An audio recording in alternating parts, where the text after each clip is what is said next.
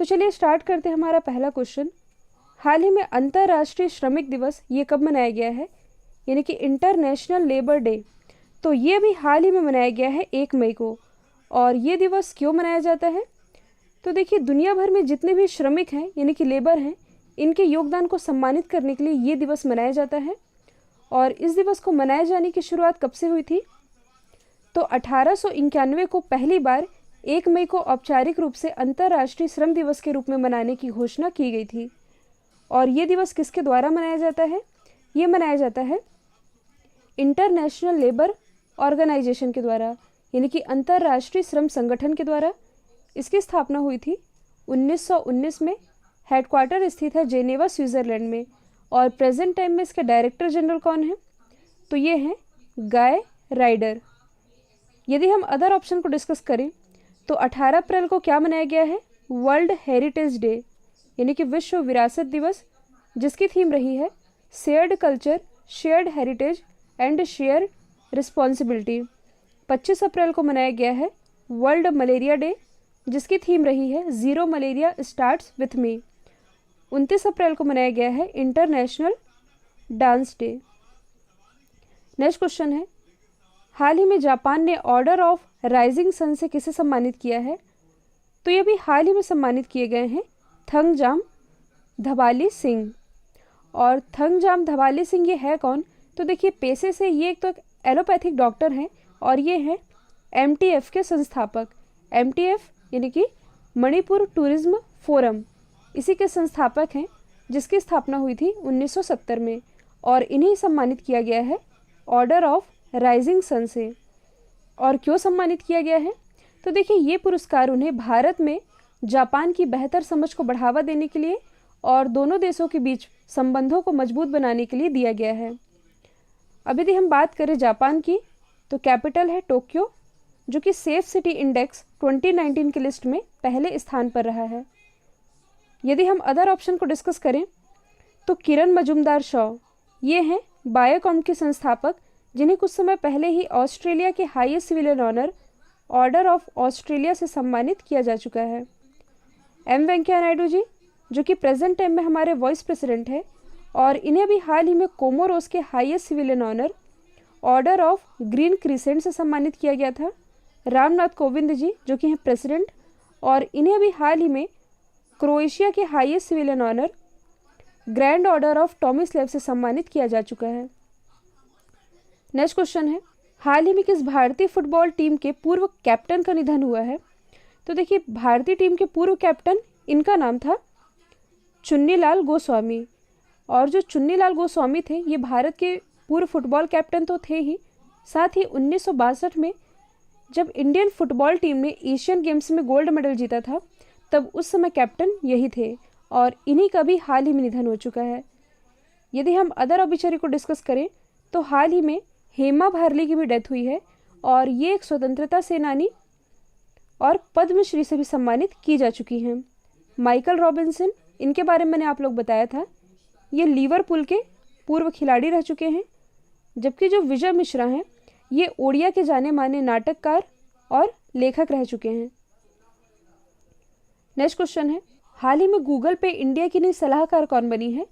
तो ये भी हाल ही में बन गई हैं शिखा शर्मा।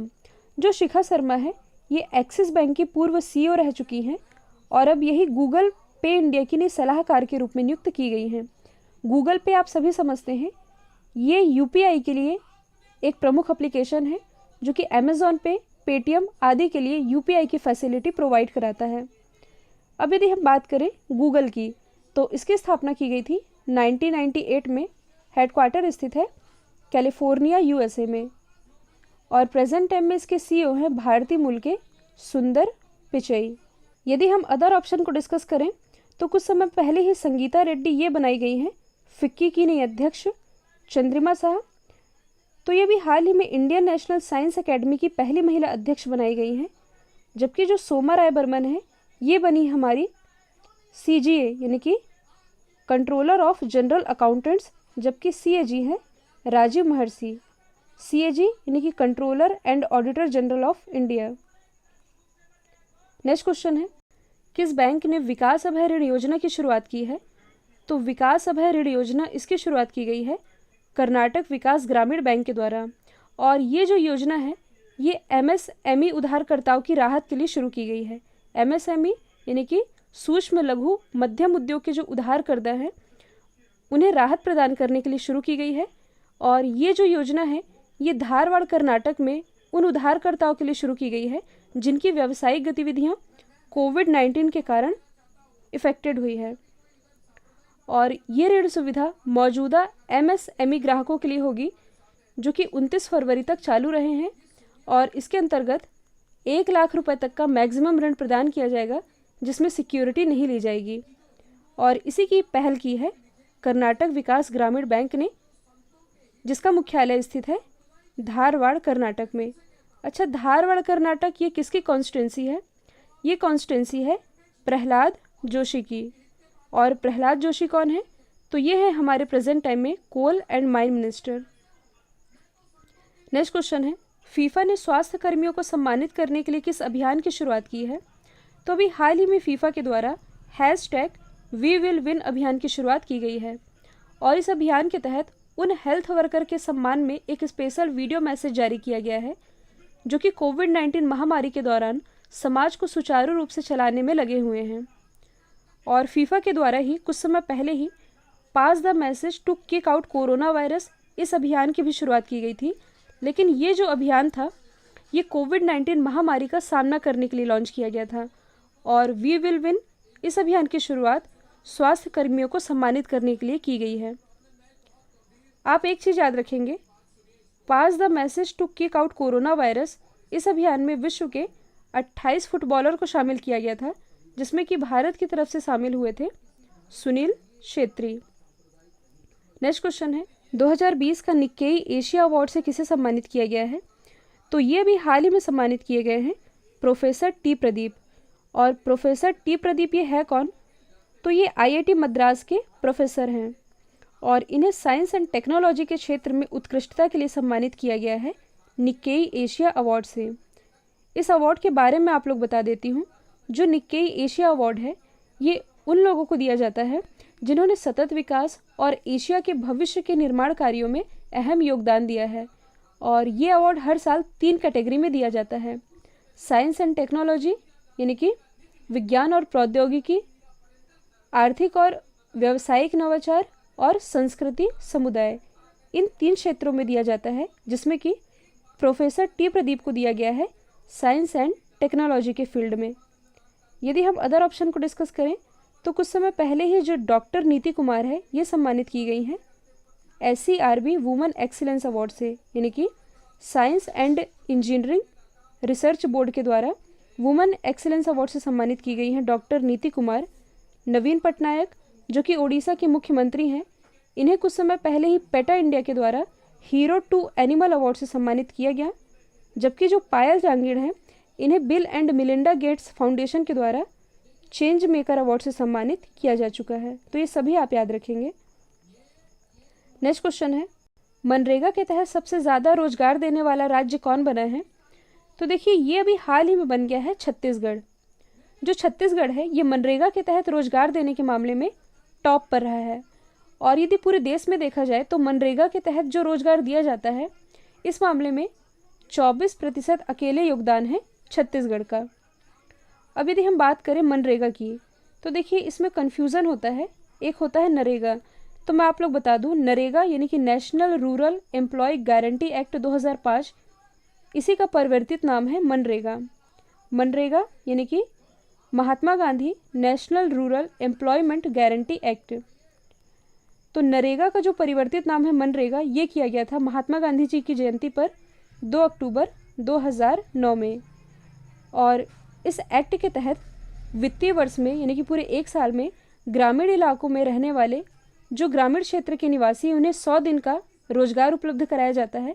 पहले 100 दिन का दिया जाता था लेकिन अब ये बढ़ा दिया गया है, अब 150 दिन का रोजगार उपलब्ध कराया जाता है। और यदि रोजगार पाने वाला व्यक्ति ये रोजगार स्थल से 5 किलोमीटर दूर है तब इसे यात्रा भत्ता के रूप में 50 रुपये भी दिया जाता है।